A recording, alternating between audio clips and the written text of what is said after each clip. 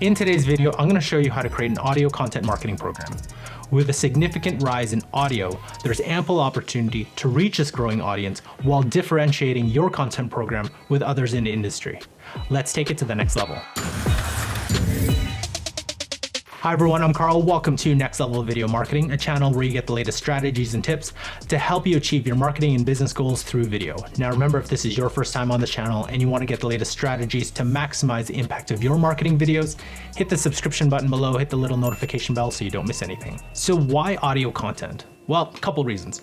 The first is there is an abundance of written content marketing programs out there already. Even though I still advocate for video content marketing programs because there's very few out there, there's the barriers of gear, a fear of being on camera, as well as the more production requirements for video content. Then there's a rise of audio content. There's the popularity of podcasts. I think everybody I know is either starting a podcast or gonna start a podcast or interested in starting a podcast. Then there's audio groups like Clubhouse, Twitter Spaces, LinkedIn is getting in on the action, same with Facebook. And it's not just because people want to create audio content, it's because more and more people are consuming audio content. It's the one medium that you can consume while doing something else. And you can see why people prefer audio. There's significant Zoom fatigue, it's easier to create, less expensive gear, and there's less post-production. So because of this, and you've decided to create an audio content marketing program, here's 8 tips to help you get started. So the first step is strategy, and I actually created a video that goes through every single element of a successful content marketing program, and I'll leave a link to that in the description below. But I just wanna touch on a few of those elements, and these are the most important ones regardless of whether you're doing an audio, video, or written content marketing program. So a key element is knowing your audience, and this is where your content marketing mission statement comes in. You really wanna make sure that you know your core audience target, what will be delivered to the audience, and the outcome for that audience. In other words, whom you will serve, what solution your content is offering, and the outcome. Now here's a couple examples of content marketing mission statements that I've written in the past that could help you.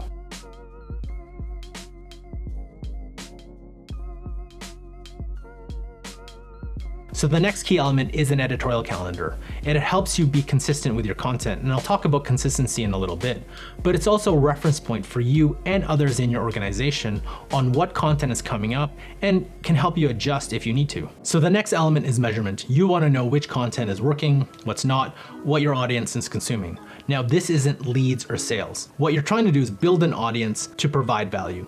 And by providing that value, that leads to awareness and consideration of your brand, perhaps your products and your service down the road. So on to tip number 2, and that's your topics. What exactly do you want to talk about? And like I've said before in other videos, the most easiest way to do that is to find the top 50 to 100 questions that your customers, clients are always asking and answer them. And the easiest way to get that is to talk to your sales teams, your customer service teams, customer experience teams, any team or any people that have front-facing interactions with your customers, clients, or prospects. Once you got all those questions, it's easy to start putting them into batches or topics or segments and then start creating content based on those questions. But I actually want to expand on that because with podcasting and because it's easier to connect with somebody, you don't need all that gear in terms of video, and written's just a little bit different. There's also other opportunities. You can actually have your influencers, customers, prospects onto your show discussing the pain points of your industry. Now there's a couple benefits while you're doing this. One is you can learn about the best practices and the pain points in the industry. You can learn while you're interviewing these people.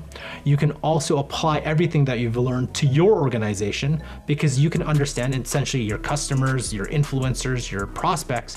They're giving you all this data and all this feedback that you can directly apply to your business. You have an opportunity to share your brand perspective, your line of thinking to people in your industry, and perhaps build a community around that. So the next tip is, how do you find your subject matter expert?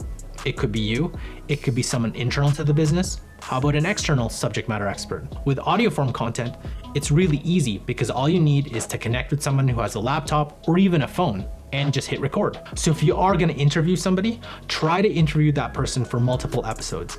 It's easier to create maybe 2, 3, 4, even 6, 8 episodes with one person over the course of maybe 2-3 hours. And that way you'll build your bank of content rather than trying to get a new guest every single week. So the next tip is, what type of gear do you need? And in this format, sound audio is king, so you can easily start with your laptop mic or AirPods. Why doesn't this have an air charger? But I highly recommend you getting yourself a high-end microphone. You probably want to provide that high quality audio that you've heard from other podcasts that your laptop mic or your AirPods just can't provide.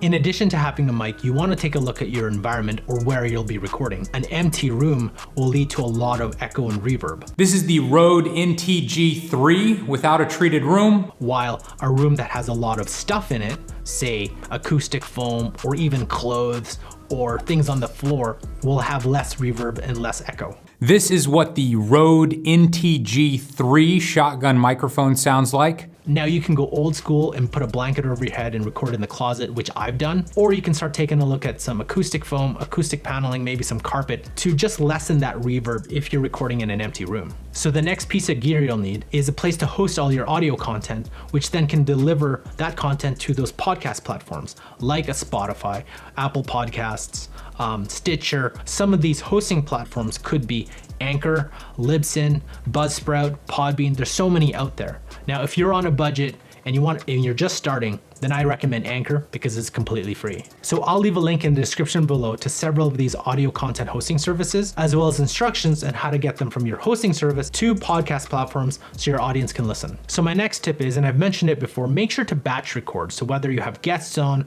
or you're doing the show yourself, try to record 4, 5, 6, 8, 10, 12 episodes at a time. And it's way easier to have a bank of audio content than trying to, again, having to create content every single week or whatever your regular cadence is.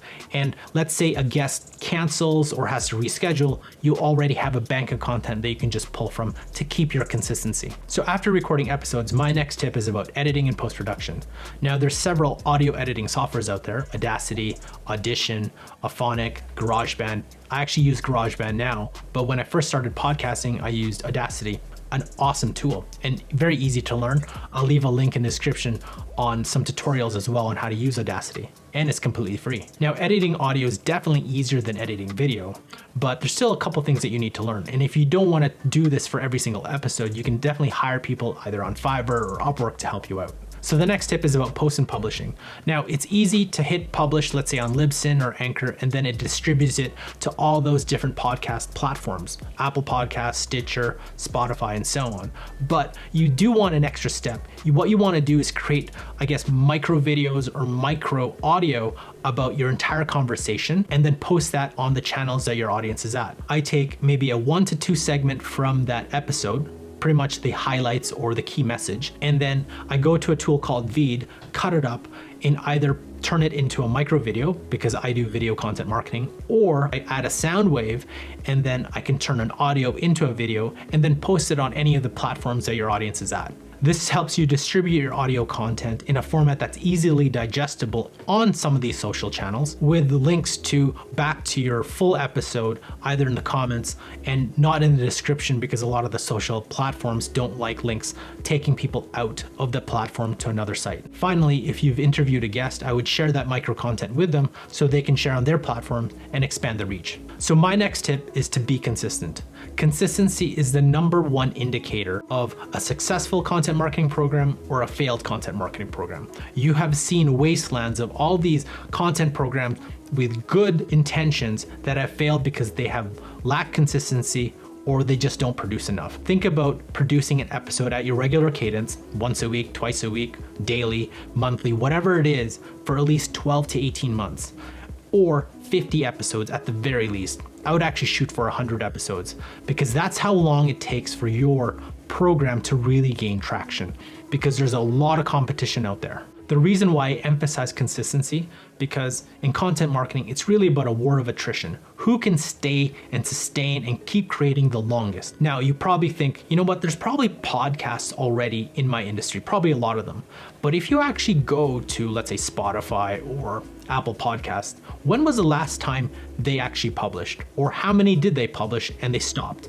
Now, it's so easy to get excited and, to start one because it's a new thing and, everyone's involved and everyone's excited to be part of it. But it's much harder around episode 25, 50, 75, and you're not getting that traction, but you're getting there. And that's when people stop. And this is where those who persevere and who continue to create content, those are the ones that are successful. And I've seen it time and time again. You know, I've worked with so many companies that have started, whether it's video or audio, and they stop at 10, or maybe they even reach 20, but they stop because they're not seeing the immediate returns.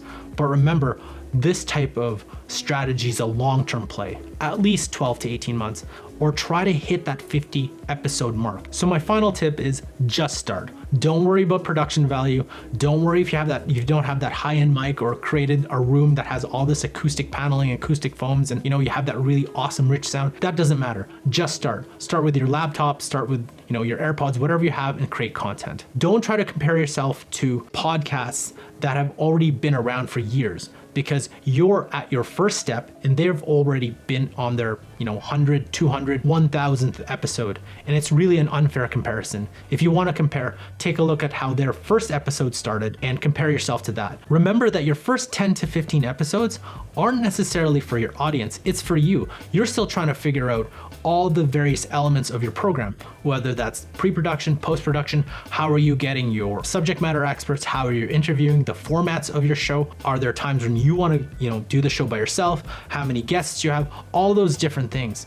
Your first 10, 15, 20 episodes, that's where you start figuring this stuff out. And the worst thing that could happen is that you have this huge audience right at the beginning, which a lot of people want, but if you have that audience, you're still making all these mistakes, then it doesn't look good on you. Rather, go through this process, go through those mistakes, figure yourself out, so that when you are ready and when you have a great show, then everything is seamless and you aren't making those mistakes that early content marketers or early content marketing programs always make. But you need to go through those growing pains to actually reach there. So we've talked about creating a consistent audio show or podcast and creating regular audio content.